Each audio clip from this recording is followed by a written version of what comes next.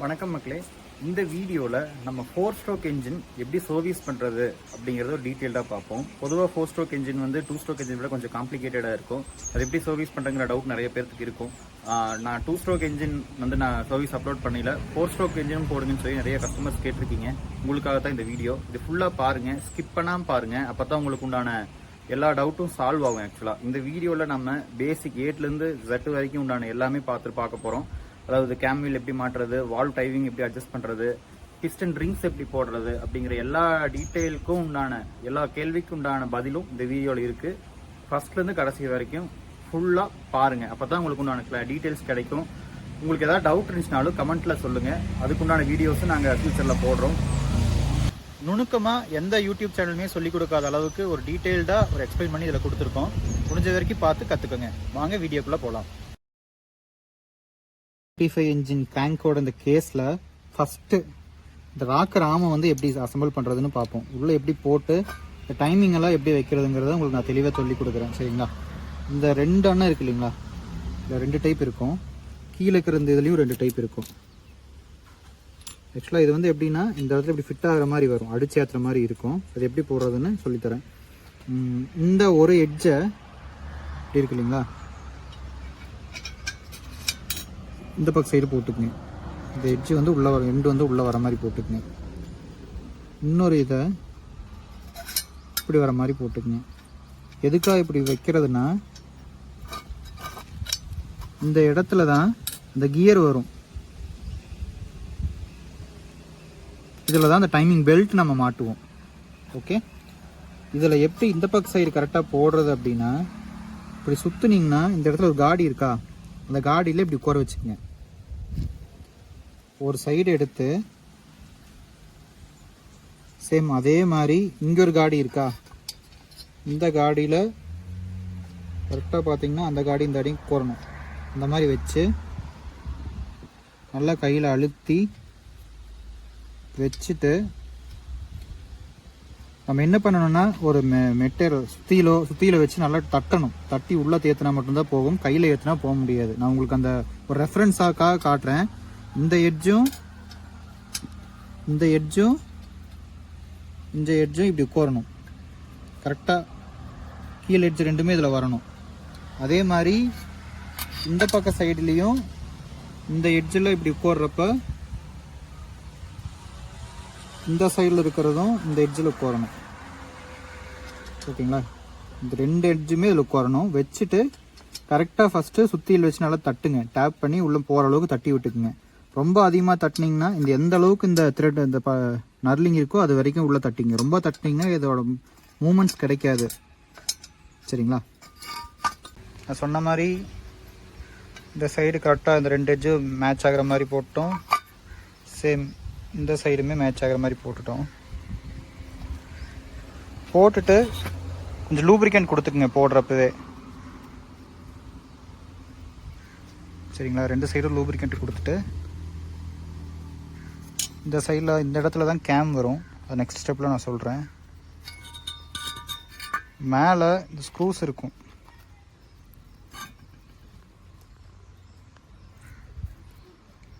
இருக்கு இல்லைங்களா, இதை போட்டுக்குவோம். இந்த 2 சைடுமே ராக்கராமில் ஸ்க்ரூ போகிற மாதிரி பிளேஸ் இருக்கும். பிளேஸில் சும்மா போட்டுக்கணும்.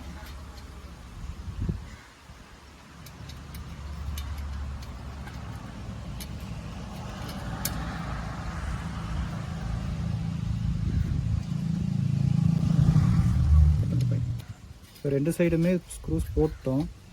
இது கடைசியில் டைமிங் எல்லாம் எப்படி அட்ஜஸ்ட் பண்ணுறதுங்கிறத இந்த செட்டெல்லாம் முடிச்சதுக்கப்புறம் கம்ப்ளீட்டாக இது செட்டு அசம்பிள் பண்ணதுக்கப்புறம் நான் ஃபைனல் ஸ்டெப்பில் சொல்லித்தரேன்.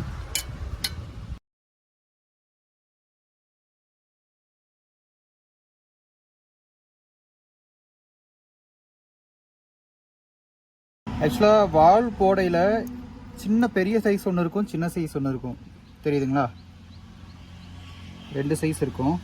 இந்த பெரிய சைஸ் வந்து இன்லெட் சைடு வரணும். கார்பரேட்டர் போடுறோம் இல்லையா, அந்த சைடு வந்து பெரிய சைஸ் வால்வ் வரணும். எக்ஸாஸ்ட் சைடு வந்து சின்ன டைப் வால்வ் வரணும்.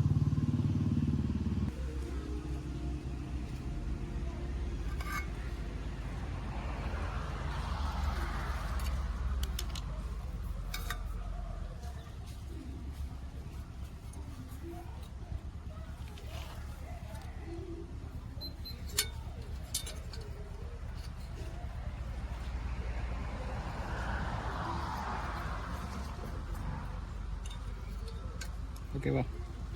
இதுக்கு மேலே ஸ்ப்ரிங் வச்சுட்டு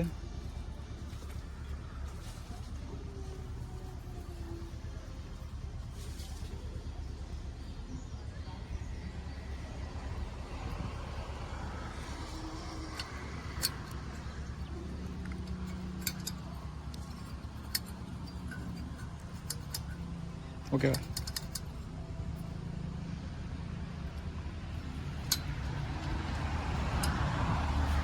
அடுத்தது இன்னொரு வால்வு.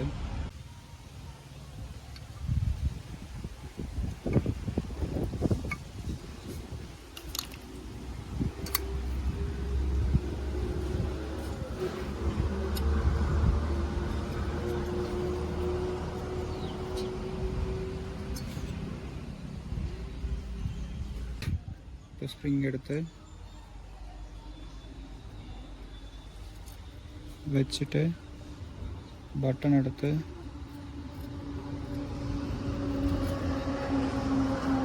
அவ்வளோதான்.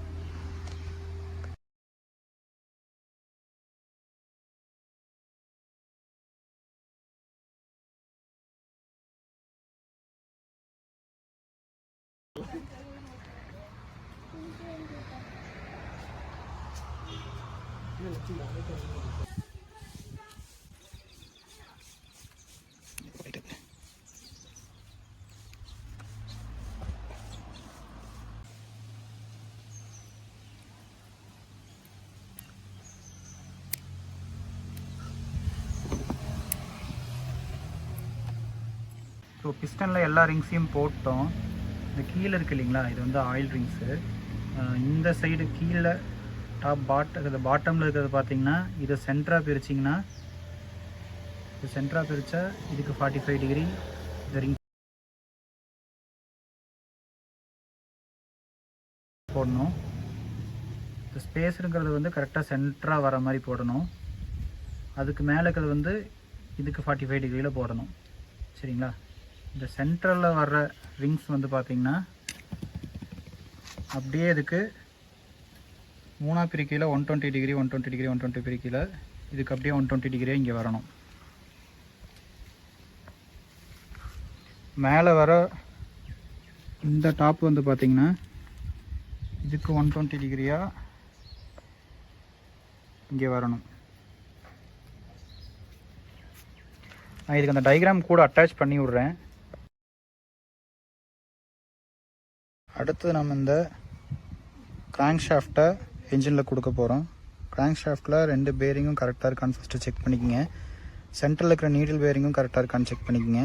ஓகே, செக் பண்ணிவிட்டு இந்த பிஸ்டனில் 2 ஹோல்ஸ் இருக்கு இல்லைங்களா, 2 ஹோல்ஸ்லேயும் 2 பின் போட்டு லாக் பண்ணிவிட்டு சென்டரில் இதை கொடுக்கணும். இது எப்படின்னு பார்ப்போம். பிஸ்டனோட ஏரோ பார்த்தீங்கன்னா இந்த ஏரோ பார்த்தீங்கன்னா இந்த பக்க சைடு வரணும். ஓகேங்களா. அதாவது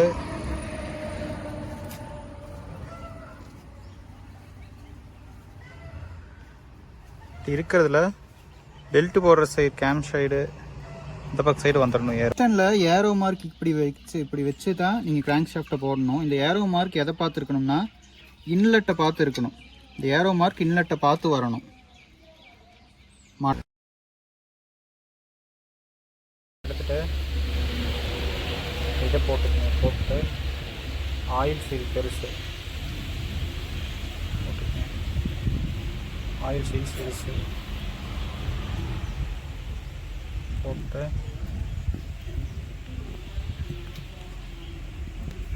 பார்க்க வேண்டிய விஷயம் என்னென்னா ஏரோ மார்க்குக்கு நான் கரெக்டாக இருக்கிற மாதிரி இதெல்லாம் இருக்கான்னு பார்த்துட்டு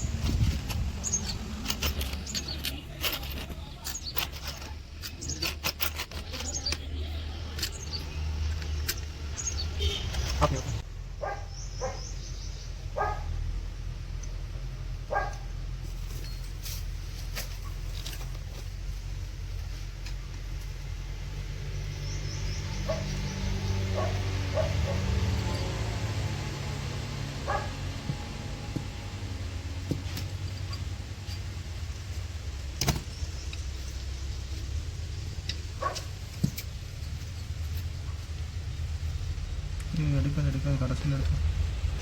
ஆயில் ட்ரெயின் டைப்பை போட்டாச்சு. இப்போ ஃப்ளைவீல் போட்டுடலாம். போகிறோம் ஃப்ளைவீலுக்கு வச்சு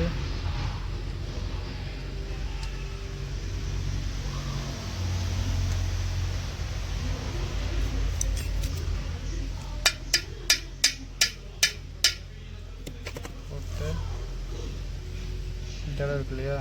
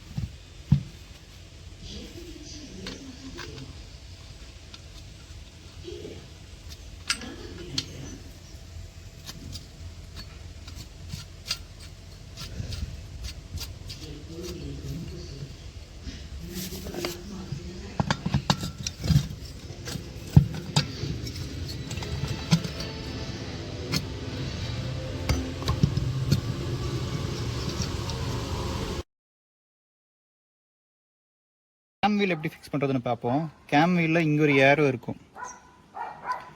அதே மாதிரி இதுதான் மெயின் பாயிண்ட்டு. இங்கே ஒரு ஏரோ இருக்கும். ஓகேவா? இதுக்குள்ள பிஸ்டன் பார்த்தீங்கன்னா மேலே இருக்கும், டாப் சைடில் இருக்கும். பிஸ்டன் டாப் சைடு வர்றப்ப, பிஸ்டன் டாப்பில் இருக்கிறப்போ இந்த ஏரோ இங்கே இருக்கும். இதுதான் வந்து இந்த கேம் வீலையும் இந்த ஏரோ வந்து மேலே பார்த்து வர மாதிரி நம்ம போடணும். ஓகேங்களா? இந்த பக்கம் சைடு மாட்டணும். எடுத்துட்டு இந்த கேமில் ஏரோ வந்து இங்கே கரெக்டாக இங்கே சொன்ன இந்த ஏரோவுக்கு கரெக்டாக மேட்ச் ஆகிற மாதிரி ஸ்ட்ரைட்டாக போடணும். இந்த ஏரோ போடுறதுக்கு முன்னாடி இந்த 2 ஆக்ராமியும் உள்ளே விட்டுக்குங்க. உள்ளே விட்டுட்டு தென் கேமை உள்ளே வச்சு கரெக்டாக இந்த ஏரோ தான் ரொம்ப முக்கியம்.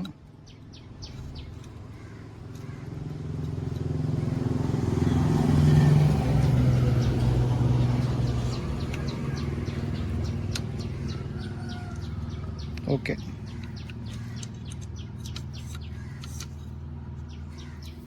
போட்டு நல்லா தள்ளி விட்டுக்குங்க. இப்போ இந்த ஏரோ தெரியுதா? இந்த ஏரோ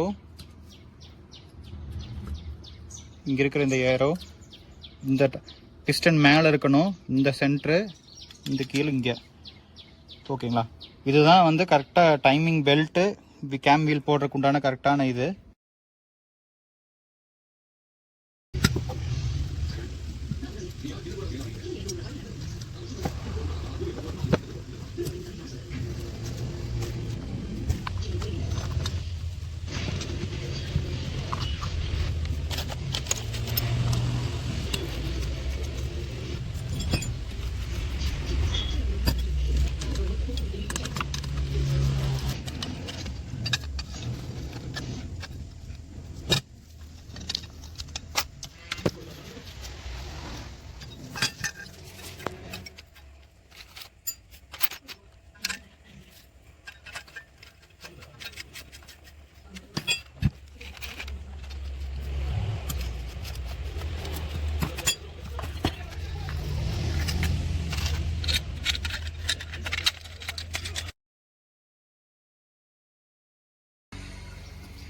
இப்போது டைமிங் செட் பண்ண போகிறோம்.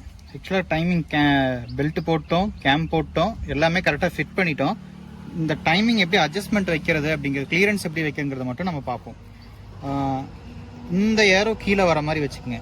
ஓகேவா? இந்த ஏரோ ஸ்ட்ரைட்டாக கீழே, இதுக்கு ஸ்ட்ரைட்டாக, இந்த இதுக்கு ஸ்ட்ரைட்டாக இங்கேயும் இந்த ஏரோ இருக்கணும். ஓகேவா? உள்ள பிஸ்டன் இருக்கும். பிஸ்டன் வந்து டாப் பொசிஷனில் இருக்கணும், டாப்பில் தான் இருக்கணும், கீழே போகக்கூடாது. பிஸ்டன் டாப்பில் இருக்கணும். ஒரு சிலதில் பிஸ்டன் டாப்பில் இருக்கையில் இந்த ஏரோ மேலே இருக்கிற மாதிரி இருக்கும். நமக்கு கான்செப்ட் என்னென்னா பிஸ்டன் மேலே தான் இருக்கணும். ஓகேங்களா? ஏரோ வந்து ஸ்ட்ரைட்டாக இருக்கணும். இந்த ஏரோ ஸ்ட்ரைட்டாக இருக்கையில் இது எல்லா ஏரோவும் ஸ்ட்ரைட்டாக இருக்கிறதா கான்செப்ட். பிஸ்டன் மேலே இருக்கணும்.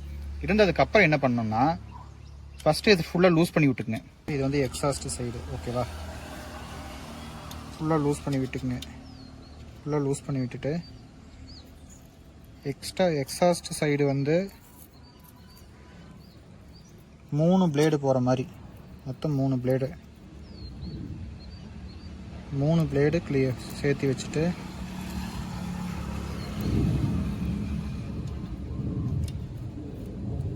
வச்சு டைட் பண்ணுங்க.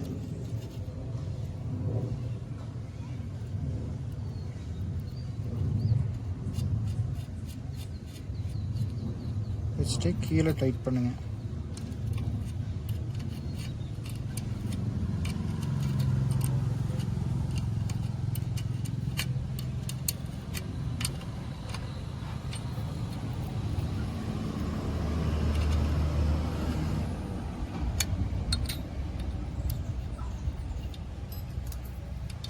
இந்த சவுண்டு கேட்கணும்.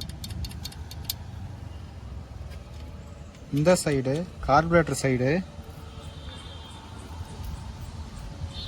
2 பிளேடு வைங்க. கார்பரேட்டர் சைடு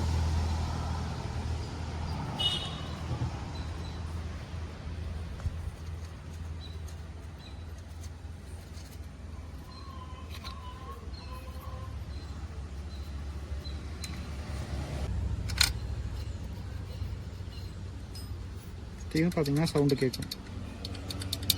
இந்த பக்கம் 2 பிளேடு கிளியரன்ஸு, இந்த பக்கம் 3 பிளேடு கிளியரன்ஸு. ஓகேவா? இது 2, இது 3 பிளேடு வச்சு டைட் பண்ணியில் ரொம்ப ஃபுல்லாக டைட் பண்ணிடாதீங்க. ஒரு அளவான டைட்னு ஃபீல் ஆச்சுனாலே கரெக்டாக டைட் பண்ணிக்கங்க. இந்த லைட்டாக இந்த சவுண்டுங்கிறது கேட்கணும், ஃப்ரீனஸ் இருக்கணும். இவ்வளோதான் டைமிங் செட் பண்ணுறது. இனி நீங்கள் ரன் பண்ணையில் கரெக்டாக கம்ப்ரெஷன் நடக்கும். இப்போ நம்ம வால்வ் அட்ஜஸ்ட் பண்ணுறது, வால்வ் கிளியரன்ஸ் வைக்கிறதுக்கு எப்படி வைக்கிறதுன்னு நம்ம ஸ்டெயின்லெஸ் ஸ்டீல், அதாவது நம்ம நார்மலாக யூஸ் பண்ணக்கூடிய பிளேடில் நான் உங்களுக்கு வச்சு காட்டினேன். பட் ஆக்சுவலாக கம்பெனியில் ரெக்கமெண்ட் பண்ணுறது என்னென்னா, ஃபீலர் கேஜ்னு சொல்லக்கூடிய ஒரு கேஜில் மட்டும்தான் நம்ம அதை வைக்கணும். இங்கே டிஸ்பிளே ஆகுது இல்லைங்களா, இந்த கேஜ் தான் அது. மேக்ஸிமம் இந்த கேஜில் வைக்கிறதுக்கு ட்ரை பண்ணுங்கள். அப்படி இல்லாத பட்சத்தில் நீங்கள் பிளேடு யூஸ் பண்ணலாம். நீங்கள் ஃபீலர் கேஜில் வைக்கிற மாதிரி இருந்ததுன்னா நீங்கள் கொடுக்க வேண்டிய டிஸ்டன்ஸ் எவ்வளோனா, இன்லெட்டுக்கு 0.08 mm plus or minus 0.02 mm. சரிங்களா? இதே எக்ஸாஸ்ட் சைடு பார்த்தீங்கன்னா 0.11 mm plus or minus 0.02 mm. ஓகேங்களா? மறந்துடாதீங்க. முடிஞ்ச வரைக்கும் ஃபீலர் கேஜ் யூஸ் பண்ணுங்கள். இல்லாத பட்சத்தில் மட்டும் இந்த மாதிரி பிளேட் டெக்னாலஜி யூஸ் பண்ணிக்கலாம். டைமிங் முடிஞ்சதுக்கப்புறம் ஆயில் எடுத்து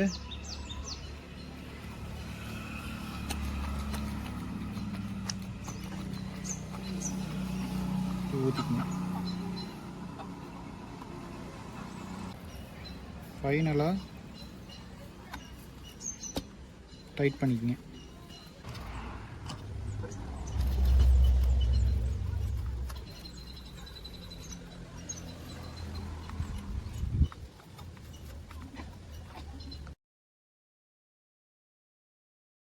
இக்னிஷன் காயிலையும் போட்டுவிடலாம். இக்னிஷன் காயில் ஃபஸ்ட்டு இப்படி வச்சுக்கோங்க. வச்சுட்டு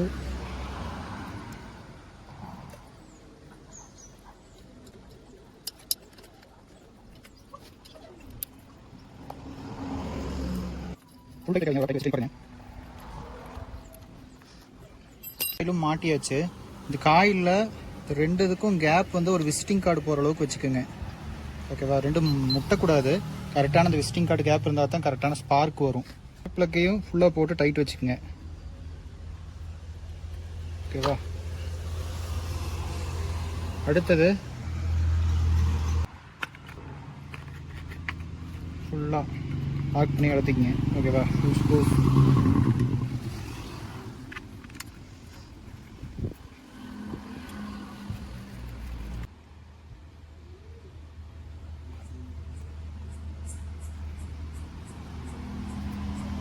கார்பரேட்டருக்கு முன்னாடி இந்த பைப்பு,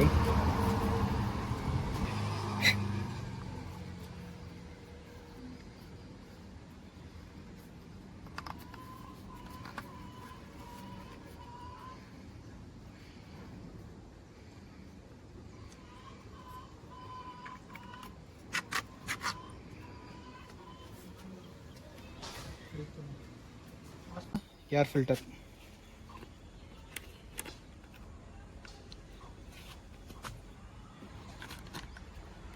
இங்கே இந்த ஹோஸ் வந்து இதில் ஜாயிண்ட் ஆகிட்டுருங்க.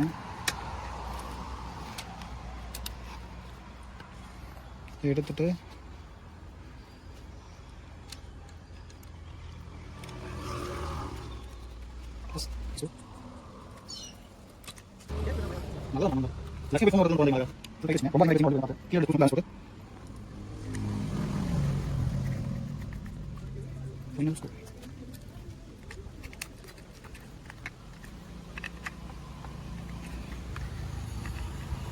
நான் 20W40 4T oil, 4 stroke engine ஊற்ற வேண்டிய ஆயில் எடுத்து 5 to 90 ml ஊற்றுனீங்கன்னா ஆயில் இந்த இடத்துல வெளியே வர்றது தெரியும்.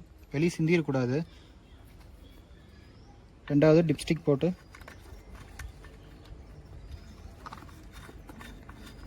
க்ளோஸ் பண்ணிடுங்க.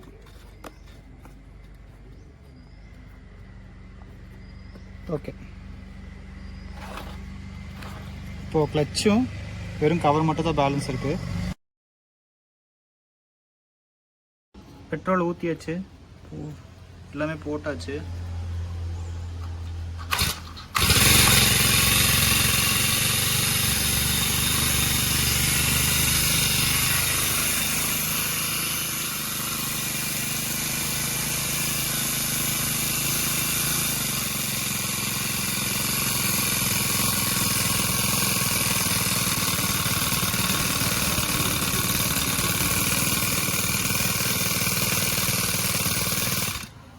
இந்த வீடியோ உங்களுக்கு ரொம்ப பிடிச்சிருக்கும்னு நான் நம்புறேன். உங்களுக்கு ஏதாவது மெஷினோட சர்வீஸ் வீடியோ வேணும்னா கமெண்ட்ல சொல்லுங்க. அதுக்குண்டான வீடியோஸ் நாங்கள் சீக்கிரமாகவே அப்லோட் பண்ணி கொடுக்குறோம்.